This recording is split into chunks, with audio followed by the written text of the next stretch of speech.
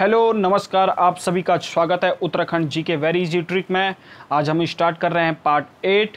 इससे पहले हमने 7 पार्ट बना दिए हैं, तो उसमें मैंने एक होमवर्क का क्वेश्चन पूछा था, वो देख लेते हैं। तो होमवर्क का क्वेश्चन था, दिल्ली भारत की राजधानी कब बनी? तो इसका आंसर हो जाएगा 1912 में। ठीक है, 1912 में। ठीक है, जॉर्ज पंचम आए थे। ठीक है ना। तो अब पार्ट 8 का पहला प्रश्न डिस्कस करते हैं। हीराकुंड परियोजना किस पंचवर्षीय योजना में शुरू हुई?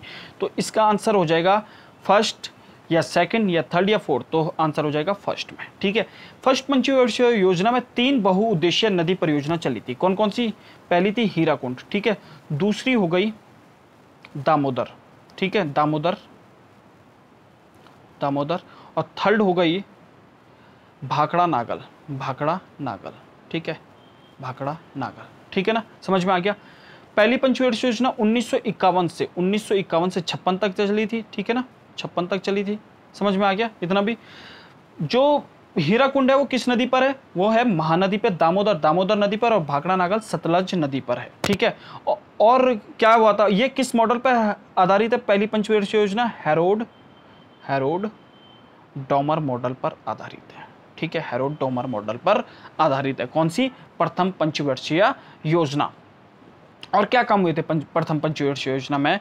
इसमें 2 अक्टूबर 1952 को सामुदायिक विकास कार्यक्रम चलाया गया था। ठीक है, किसमें? प्रथम पंचवर्षीय योजना में ही 1952 में क्या चला था? 2 अक्टूबर 1952 को सामुदायिक विकास कार्यक्रम चला था। और क्या हुआ था? 1953 में यूजीसी यूनिवर्सिटी ग्रांट कमीशन का गठन भी हुआ था। इसका लक्ष्य क्या था? पहली पंचवर्षीय योजना का लक्ष्य था क्या? कृषि तथा सिंचाई साधनों का विकास। अब बात करते हैं द्वितीय पंचवर्षीय योजना की। ये चली थी 1956 से 61 तक। कब? 1956 से 61 तक। समझ में आ गया। इसमें क्या हुआ था? इसका जो लक्ष्य था वो था औद्योगिक विकास एवं तीव्र औद्योगिकरण। क्या? औद्योगिक विकास एवं तीव्र औद्योगिकरण। इसका मॉडल कौन सा था? ये भी आता है, पीसी महालनोबिस। ठीक है ना, पीसी महालनोबिस इसका मॉडल था। समझ में आ गया, पीसी महालनोबिस इसका। इसमें क्या हुआ? सेकंड पंचवर्षीय योजना में 3 बड़े स्टील संयंत्र लगे। कौन कौन से? राउरकेला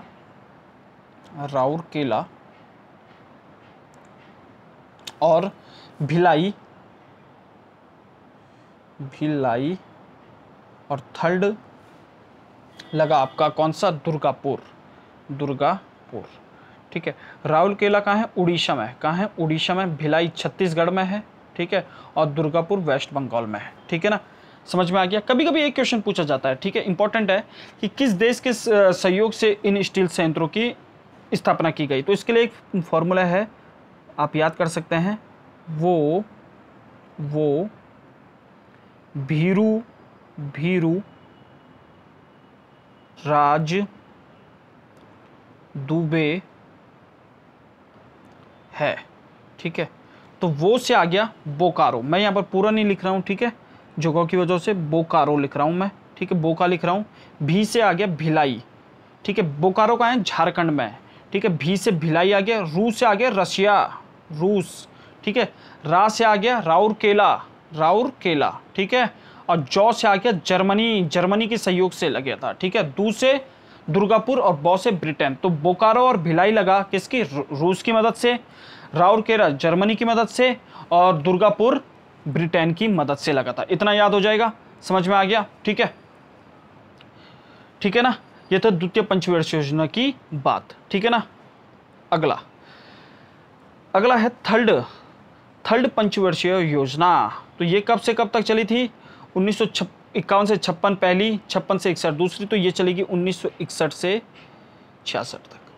अच्छा, पंचायती राज व्यवस्था कब स्टार्ट हुई थी? किस पंचवर्षीय योजना में? आप इसका आंसर कमेंट बॉक्स में दे सकते हैं। ठीक है ना। तो मैं थर्ड की बात करता हूँ, 1961 से 66 तक कौन सी चली थी? थर्ड। इसका मॉडल कौन सा था? इसका मॉडल था सुखमय चक्रवर्ती मॉडल। कौन सा था? सुखमय चक्रवर्ती मॉडल। सुखमय चक्रवर्ती मॉडल, सुखमय चक्रवर्ती मॉडल, ठीक है, चक्रवर्ती मॉडल था, राइट। इतना समझ में आया, सुखमय चक्रवर्ती मॉडल था। इसमें क्या हुआ, जैसे औरों में हुआ था, इसमें बोकारो इस्पात संयंत्र की स्थापना हुई थी। किसकी? बोकारो इस्पात संयंत्र की स्थापना, ठीक है। और बोकारो इस्पात संयंत्र क्या है? झारखंड में है, ठीक है। और किसके देश के सहयोग से? रशिया के सहयोग से। और क्या हुआ था थर्ड पंचवर्षीय योजना में? देखें 1965 में एफसीआई की स्थापना भी हुई। किसकी? एफसीआई की स्थापना हुई। और कृषि कीमत आयोग या कृषि कीमत लागत आयोग उसका नाम हो गया बाद में। किसकी स्थापना हुई? 1965 में ही कृषि कीमत आयोग, जिसका बाद में नाम हो गया कृषि कीमत लागत आयोग। कृषि कीमत लागत आयोग ये काम क्या करता है? कृषि कीमत लागत आयोग एमएसपी की गणना करता है। समझ में आ गया? एमएसपी की गणना करता है। अगला है फोर्थ पंचवर्षीय योजना। किसकी? फोर्थ में कब से कब तक चली थी? 1961 से, देखो पहली 56 से 61, दूसरी पहली 51 से 56, दूसरी 56 से 61, तीसरी 61 से 66। अब क्या हो गया? 3 वर्षों का योजना अवकाश आ गया, क्योंकि उस समय भारत पाकिस्तान युद्ध भी हो गया, इंडिया पाक 1965 में, ठीक है। फिर अकाल भी पड़ गया, इंडिया चाइना वॉर भी हुई थी 1962 में, इसलिए भारत में क्या पड़ गया? अकाल पड़ गया। तो 3 वर्ष का अकाल कब तक? 1966 से 1969 तक के काल को कहते हैं योजना अवकाश काल। और फोर्थ जो पंचवर्षीय योजना चली थी वो चली थी 1969 से 1974 तक, ठीक है ना। इसमें क्या हुआ? गॉडगिल मॉडल पर आधारित थी। किस मॉडल पे थी? गॉडगिल मॉडल पर आधारित थी, ठीक है, गॉडगिल मॉडल पर आधारित थी, ठीक है ना। इसमें क्या हुआ? सबसे महत्वपूर्ण काम क्या हुआ? 1969 में 14 बैंकों का राष्ट्रीयकरण कर दिया गया। कितने बैंकों का? 14 बैंकों का राष्ट्रीयकरण कर दिया गया, ठीक है ना। और क्या हुआ? श्वेत क्रांति भी स्टार्ट इसी समय हुई। किस पंचवर्षीय योजना में? फोर्थ में। कब? 1970 में। आप ये बता सकते हैं आरबीआई का राष्ट्रीयकरण कब हुआ? मैं ही बता देता हूँ, 1949 में। आरबीआई का कब हुआ? 1949 में। आरबीआई का 1949 में, ठीक है। और 14 बैंकों का राष्ट्रीयकरण कब हुआ? 1969 में। समझ में आ गया, ठीक है। अगला प्रश्न में चलते हैं। किस राज्य में अनुसूचित जाति की संख्या लगभग 0% है? लगभग 0% किस राज्य में है भाई? पहला प्रश्न है पहला ऑप्शन है उत्तर प्रदेश, दूसरा है पश्चिम बंगाल, तीसरा है नागालैंड, चौथा है मिजोरम। तो न्यूनतम कहाँ है एससी? ये है नागालैंड। अगर यहाँ पर और अरुणाचल में भी, दूसरा अरुणाचल में, ठीक है, न्यूनतम, ठीक है, लगभग 0 ही है यहाँ, ठीक है ना। और सबसे ज़्यादा कहाँ है? सबसे ज़्यादा एससी कहाँ है? फर्स्ट में लिख सकते हैं आप यूपी। इंपॉर्टेंट प्रश्न है ये, ठीक है। पहला है यूपी में सबसे ज़्यादा, दूसरा आप लिख सकते हैं वेस्ट बंगाल, वेस्ट बंगाल, ठीक है। अगर मैं परसेंटेज के हिसाब से बात करूं, तो पहला नंबर आता है पंजाब का। किसका? पंजाब में सबसे ज़्यादा है परसेंटेज के हिसाब से। सबसे ज़्यादा कहाँ है? पंजाब में। और सेकंड में हिमाचल प्रदेश। सेकंड में कौन? हिमाचल प्रदेश। समझ में आ गया, ठीक है। अगर मैं एसटी की बात करूं, किसकी? एसटी की, ठीक है, शेड्यूल्ड ट्राइब, अनुसूचित जनजाति, तो सबसे ज़्यादा है ये एमपी में। कहाँ है? एमपी में। और सेकंड बात करूं कहाँ है ये? महाराष्ट्र में। कहाँ? महाराष्ट्र में, ठीक है, महाराष्ट्र में, ठीक है, महाराष्ट्र में, ठीक है ना। समझ में आ गया। और परसेंटेज के हिसाब से बात करूं तो सबसे ज़्यादा ये है मिजोरम में। कहाँ है? मिजोरम में। और नागालैंड में। कहाँ? नागालैंड में, राइट। और मैं न्यूनतम की बात करूं, सबसे कम कहाँ है एसटी? तो सबसे कम है ये, सबसे कम एसटी हैं आपके, सबसे कम एसटी, सबसे कम है एसटी, शेड्यूल्ड ट्राइब, अनुसूचित जनजाति, पंजाब और हरियाणा में, ठीक है, हरियाणा में। समझ में आ गया? सब कुछ क्लियर हो गया होगा, है ना, ठीक है। अगले प्रश्न में चलते हैं। क्वेश्चन नंबर 3 में किस अनुच्छेद में राज्य की परिभाषा दी गई है? ठीक है, तो सीधा आंसर है कि डीपीएसपी के आर्टिकल 36 में किसकी राज्य की परिभाषा दी गई है। मौलिक अधिकार में भी किसी अनुच्छेद में राज्य की परिभाषा दी गई है, तो वो है आर्टिकल 12 में भी राज्य की परिभाषा है, ठीक है। समझ में आ गया। आर्टिकल 36 और आर्टिकल 12 में किसकी परिभाषा है? राज्य की परिभाषा है। आर्टिकल 36 डीपीएसपी में है तो आर्टिकल 12 मौलिक अधिकारों में है। आर्टिकल 37 क्या कहता है कि जो डीपीएसपी है, कौन? डीपीएसपी नीति निर्देशक तत्व कहां से लिए गए हैं? आयरलैंड से लिए गए हैं। ये वाद योग्य नहीं है, मतलब कि इनके लिए कोर्ट में नहीं जा सकते। अगर राज्य मानते नहीं है तुम्हें तो तुम इसके खिलाफ कोर्ट में नहीं जा सकते हैं, ठीक है। मौलिक अधिकार वाद्य योग्य होते हैं, इनके खिलाफ कोर्ट में जाया जा सकता है, लेकिन डीपीएसपी के खिलाफ कोर्टों में नहीं जाया जा सकता। आर्टिकल 39 लिखा है भाई यहां पर। आर्टिकल 39 डी में क्या कहता है? सबसे इंपॉर्टेंट यही है कि पुरुषों और महिलाओं को समान कार्य के लिए समान वेतन मिलेगा। आर्टिकल 39 डी क्या कहता है? पुरुषों और महिलाओं के लिए समान कार्य के लिए समान वेतन की व्यवस्था करता है। कौन? आर्टिकल 39। आर्टिकल 44 क्या कहता है जी? आर्टिकल 44 कहता है यूनिफॉर्म सिविल कोड, समान नागरिक संहिता। समझ में आ गया? आजकल बड़ी बहस चल रही है ना आर्टिकल 44 को लेकर, समान नागरिक संहिता को लेकर, चाहे उत्तराखंड हो चाहे पूरा देश में यह बहस चल रही है। तो इसलिए एक प्रश्न हमारे लिए क्या बन जाता है? इंपॉर्टेंट बन जाता है। अगला प्रश्न में पहुंचते हैं हम। स्वर्ण सिंह कमेटी का संबंध किससे है? स्वर्ण सिंह कमेटी का संबंध किससे है? तो किससे है भाई? मौलिक अधिकार, नीति निर्देशक तत्व, मौलिक कर्तव्य या 1935 का अधिनियम? तो किससे है? मौलिक कर्तव्य हैं। इन्होंने कहा था कि 8 मौलिक कर्तव्य होने चाहिए, ठीक है, ठीक है। तो लेकिन 42वें संविधान संशोधन 1976 के द्वारा जोड़े गए थे 10। कितने जोड़े गए थे? इन्होंने कहा था 8 होने चाहिए थे, लेकिन 42वें संविधान संशोधन 1976 के द्वारा जोड़े गए थे 10। कितने जोड़े गए थे? 10। 11वां कब जुड़ा? कोई आप बता सकते हैं? यही बता देता हूं, चलो। 86वां संविधान संशोधन 2002 के द्वारा शिक्षा का अधिकार अधिनियम आया था, तो उसके तहत जोड़ा गया था, ठीक है। कौन सा? 11वां। कहां से लिए गए हमने? ये साइबेरिया, रूस से लिए गए हैं, ठीक है ना। समझ में आ गया? कौन? मौलिक कर्तव्य, ठीक है ना। मौलिक अधिकार कहां से लिए गए? यूएसए से लिए गए हैं।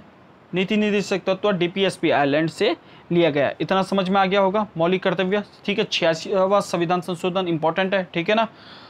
अगला प्रश्न में चलते हैं, ठीक है। 5वां प्रश्न, 21वां संविधान संशोधन के द्वारा कौन सी भाषा 8वीं अनुसूची में कौन सी भाषा जोड़ी गई? ठीक है, तो कौन सी भाषा जोड़ी गई 21वें? तो सिंधी। कौन सी भाषा जोड़ी गई थी भाई? सिंधी। कब हुआ था ये? 1967 में हुआ था। कब हुआ था? 1967 में, ठीक है। एक प्रश्न आता है, ये लिखा हुआ है नेपाली, मणिपुरी, कोंकणी। क्या लिखा है? नेपाली, मणिपुरी, कोंकणी। तो इसको मैं लिख सकता हूँ नमक, याद करने के लिए नमक। ये तीनों भाषाएं जोड़ी गई थी 71वें संविधान संशोधन 1992 द्वारा, ठीक है, ठीक है। कौन सी? नेपाली, मणिपुरी, कोंकणी जोड़ी गई थी 8वीं अनुसूची में 71वें संविधान संशोधन 1992 द्वारा। एक आता है 92वां संविधान संशोधन, 92वां संविधान संशोधन 2003। इसके द्वारा कौन सी जोड़ी गई थी? बोडो, लिखता हूं मैं यहां पर, बोडो, बोडो, डोंगरी, डोंगरी, मैथिली, मैथिली और संथाली। कौन सी? संथाली। किसके द्वारा जोड़ी गई थी? 92वां संविधान संशोधन 2003 के द्वारा, ठीक है ना। समझ में आ गया होगा। अगले प्रश्न में चलते हैं। इंडियन लीग की स्थापना किसने की थी? तो ठीक है, तो सही है भैया, शिशिर कुमार घोष ने, मैंने पहले भी बता रखा है, ठीक है ना। 1875 में, ठीक है ना। अमृत बाजार पत्रिका भी इनके द्वारा लाई गई थी। कौन सी? किसके द्वारा? शिशिर कुमार घोष के द्वारा। दादा भाई नेहरू जी, ठीक है, 1886वें कांग्रेस का, भारतीय राष्ट्रीय कांग्रेस का सेकंड अधिवेशन की अध्यक्षता भी की थी इन्होंने। किसने? दादा भाई नेहरू जी ने, ठीक है। Grand old man of India भी कहते हैं। समझ में आ गया। राष्ट्रगोफ्तार इनका पत्र था, राष्ट्रगोफ्तार इनका पत्र था। समझ में आ गया, ठीक है ना। और बॉम्बे एसोसिएशन की स्थापना भी इन्होंने की थी, ठीक है ना। सर सैयद अहमद खान ने की थी United patriotic association of India की स्थापना, ठीक है। पैट्रियोटिक एसोसिएशन ऑफ इंडिया की स्थापना किसने की थी? सर सैयद अहमद खान ने, सैयद अहमद खान ने, ठीक है ना। किसने? सैयद अहमद खान ने, सर सैयद अहमद खान ने patriotic patriotic association of India की स्थापना किसने की थी? सर सैयद अहमद खान ने। एक और लिखा है यहाँ पर द्वारका नाथ टैगोर ने। इन्होंने की थी लैंड होल्डर्स सोसाइटी की स्थापना, लैंड होल्डर्स सोसाइटी, ठीक है, होल्डर्स सोसाइटी की स्थापना, ठीक है। अब कब की थी? 1838 में, ठीक है ना। किसने? द्वारका नाथ टैगोर जी ने लैंड होल्डर सोसाइटी की स्थापना की थी 1838 में, ठीक है ना। अगला प्रश्न है विलग्राम का युद्ध कब हुआ था? तो विलग्राम का युद्ध, जिसे के कन्नौज का युद्ध भी कहते हैं, ठीक है, ये हुआ था 1540 में। किस किस के बीच? शेरशाह सूरी वर्सेस हुमायूं के बीच में हुआ था, जिसमें शेरशाह सूरी जीता था, ठीक है। और 1539 में हुआ था चौसा का युद्ध। चौसा का युद्ध कब हुआ था? 1539 में किसका युद्ध हुआ था? चौसा का युद्ध हुआ था, ठीक है ना। जो शेरशाह सूरी था ना, जो शेरशाह सूरी था वो सेकंड अफगानी वंश था भारत में, ठीक है। पहला कौन सा था? पहला था लोदी अफगानी वंश। पहला अफगानी वंश कौन सा था? लोदी। और दूसरा था सूरवंश, ठीक है। बाबर खान लोहानी ने इसको शेरशाह सूरी को शेर खान नाम दिया था, ठीक है। किसने? बाबर खान लोहानी ने, ठीक है ना। इसने कौन क्या क्या किया था? इसने पट्टा, किसने? शेरशाह सूरी की बात कर रहा हूं, पट्टा तथा काबुलियत प्रथा चलाई थी। पट्टा तथा काबुलियत प्रथा चलाई थी। इसी ने ग्रांड ट्रंक रोड भी बनाई थी। किसने?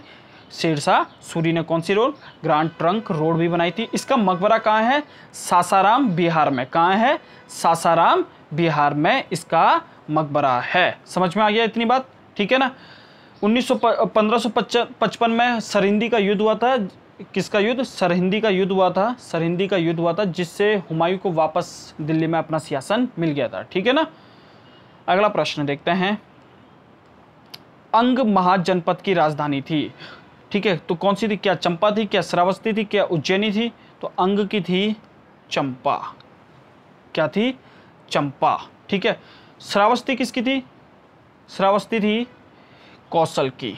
इसको अयोध्या भी कहते थे, ठीक है, कौशल की कहाँ थी? श्रावस्ती या अयोध्या। उज्जैनी थी उत्तरी अवंती की। किसकी? उत्तरी अवंती की,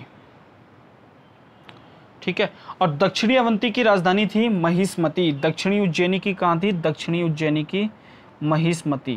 कहाँ थी? महिष्मती, राइट, महिष्मती, ठीक है ना। और क्या लिखा है? कौशाम्बी कहाँ की थी? ठीक है, ये थी वत्स की। कहाँ की थी? वत्स की, ठीक है ना।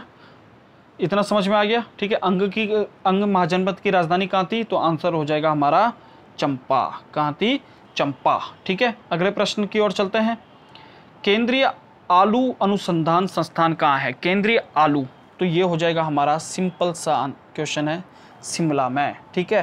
कहाँ हो जाएगा? शिमला में, ठीक है। केंद्रीय चीनी संस्थान कहाँ है? वो है कानपुर में, ठीक है। कहाँ है? कानपुर में। उत्तर भारत का मैनचेस्टर भी इसे कहा जाता है। किसको? कानपुर को। लखनऊ में कहता है केंद्रीय औषधि अनुसंधान संस्थान। केंद्रीय औषधि अनुसंधान संस्थान कहाँ है? लखनऊ में है। कहाँ है? लखनऊ में है। और क्या है लखनऊ में? राष्ट्रीय वानस्पतिक अनुसंधान संस्थान। कौन सा? राष्ट्रीय वानस्पतिक अनुसंधान संस्थान कहाँ है? लखनऊ में है। अगर इसी से एक मिलता जुलता क्वेश्चन आता है, भारतीय वानस्पतिक संस्थान कहाँ है? वो होगा कोलकाता में, ठीक है। दो पॉइंट बता रहा हूँ। राष्ट्रीय वानस्पतिक अनुसंधान संस्थान कहाँ है? यह आ जाएगा लखनऊ में। और मैं बोलूँ भारतीय वानस्पतिक संस्थान, तो वो आ जाएगा कोलकाता में, ठीक है ना। समझ में आ गया क्या? ठीक है। यहाँ क्या हो जाएगा? अनुसंधान संस्थान, वानस्पतिक अनुसंधान संस्थान, और यहाँ आ जाएगा भारतीय वानस्पतिक संस्थान। कहाँ? कोलकाता में। समझ में आ गया होगा। लास्ट क्वेश्चन, नौटंकी, ठीक है, किस राज्य की नाट्य शैली है? तो ये आ जाएगा, नौटंकी आ जाएगा आपका उत्तर प्रदेश में, ठीक है। कहाँ का? उत्तर प्रदेश में। महाराष्ट्र का क्या है? तमाशा। देखो महाराष्ट्र की राजनीति में क्या चल रहा है आजकल? तमाशा। तो तमाशा से याद कर सकते हैं। तमाशा कहाँ का है? महाराष्ट्र का है। कर्नाटक का है यक्षगान। क्या? वेरी मोस्ट इंपॉर्टेंट है ये भी, यक्षगान, यक्षगान, ठीक है।